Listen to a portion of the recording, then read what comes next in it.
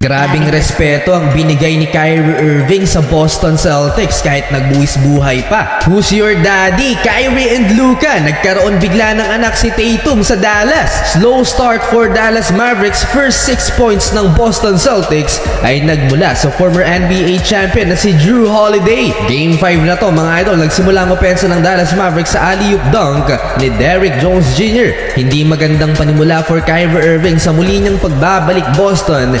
Pinagmumura nga siya ng mga fans. 9-2 run by the Boston Celtics bago na ipasok ni Luka Doncic ang kanyang first field goal 7-minute mark ng opening frame. And one play kontra kay Al Horford at tumatahol na sa official si Luka. Naglaro na si Kristaps Porzingis. Hot start for Boston Celtics pero may sagot ang Dallas Mavericks. Back-to-back 3-pointers off the bench for Josh Green mula sa assist ni Luka Doncic. Laging dino-double team ng Celtics ang dalawang superstars ng Dallas Mavericks. Derek Lively, alley-oop slam dunk mula kay Kyrie Irving. Wala nang 2 minuto ang natitira sa first quarter. Nagkaroon ng 9-0 run ang Boston Celtics sa isang iglap lang mga idol. Biglang lumobo sa 10 points ang lamang ng home team sa Dallas Mavericks. 2 turnovers ang na-commit ng visiting team kaya yon 28-18 end of first quarter. Na 0 si Kyrie Irving mga idol. Sa pagsisimula ng first quarter finally Kyrie Irving nakapagtala na rin ng field goal. Napakahirap na tira kontra kay Jason Tatum. Sumagot si Jaylen Brown, 3-pointer from the corner. Nagkasunod-sunod ang puntos ng Boston Celtics. Itong si PJ Washington, pinisikal si Kristaps Porzingis. Ni-wrestling mga idol, hinila pababa si Kristaps.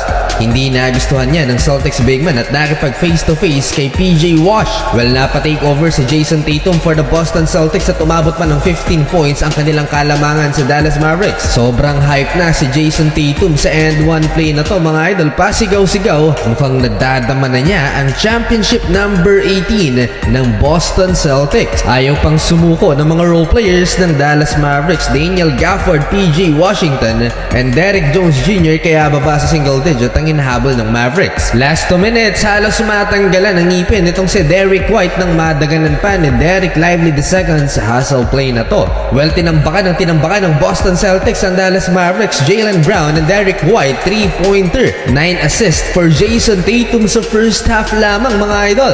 Last 1 minute, buwis buhay naman si Kyrie Irving sa pag-save ng bola at tumalon sa broadcast team ng ESPN. Struggle sa first half si Kyrie Irving, 2 out of 8 lamang sa field. Wala nang 24 seconds sa first 2 quarters, Jason Tatum extend the lead to 20, 64-44. Pero hindi pa dyan natatapos dahil itong si Peyton Pritchard bumitaw ng buzzer beater half-court shot at 21 points na ang hinahabol ng Dallas Mavericks. 67-46 entering the third quarter.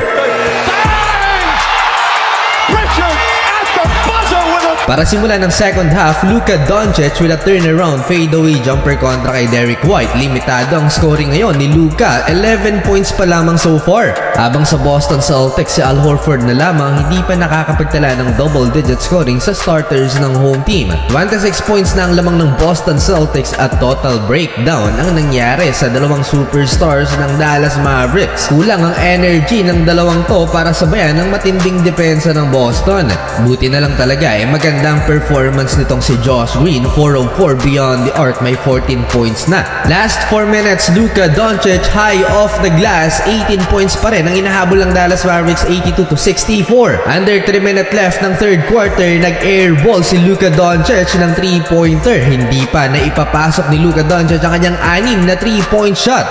Bukod dyan, 40% din sa free throw itong si Luka. Napakababa mga idol. Pinag-aasar na lang ng Celtics fans ang kanyang 3-point shooting. 86-67 entering the fourth and final quarter lamang ang Boston Celtics ng 19 points.